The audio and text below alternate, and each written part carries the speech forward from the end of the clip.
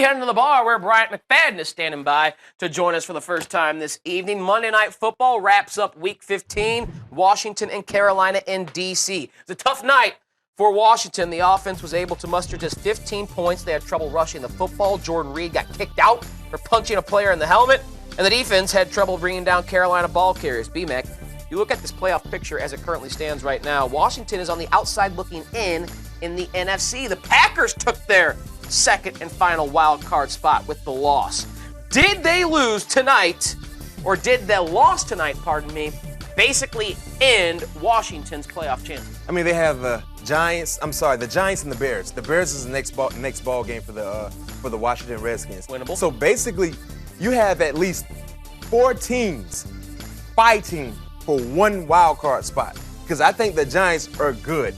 Even if they lost the next 2 ball games, they're still 10-6 already. Right. So they have already solidified their playoff spot. So with the Redskins now, they got to take care of their business first and foremost and get a little bit of help. They need the Tampa Bay Buccaneers to lose.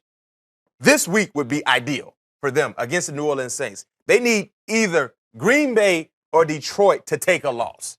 Because if Detroit loses to Dallas, they have 6 losses also. Right. And then that final game between Green Bay and Detroit would be huge. So you need one of those teams to have a slip up to open up that final wild card spot. They still have a shot.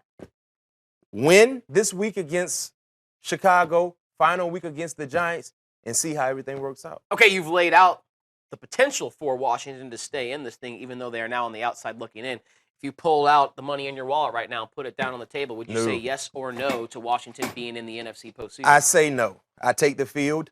I wouldn't be surprised to see Washington lay down against Chicago this Sunday. One thing about Chicago, yet they have a bad record, but that's the wrong sparring partner. You get in the ring with Chicago, they might hit you in the jaw. You might go to sleep. So that's the wrong sparring partner you like to battle against. And we saw how they took Green Bay Packers all the way down to the wire and lost that ball game. So John Fox will have his team feisty and ready to go. And clearly we saw Kirk Cousins revert back to being that inconsistent Kirk Cousins. And that was a big reason why they were not able to win tonight. Also, without a running game, you can't do anything. That's another question for another day. But what happens to Cousins and his future as far as a contract is concerned if Washington doesn't make the postseason? This is the issue with Kirk Cousins. You know, I have twins. You don't have a child yet. Right. Keep it that way. Plan to. But when you deal with children and they're in school, and the first 2 report cards, A, B, A, B, you get hyped up. And then the 3rd report card, they come with D, D, F, F. That's what Kirk Cousins do to you. When you want to believe and say, you know what? No, you're right there with being considered one of the more consistent, good quarterbacks in the league. And then tonight, you don't give me 1 touchdown, Kirk, against a subpar Carolina Panthers defense, better yet, their secondary that has been inconsistent. I need you to get us over the hump in these type of games. He's 0-4 in Monday night matchups. When the lights are shining brightest, Kirk Cousins may be wilting a little bit.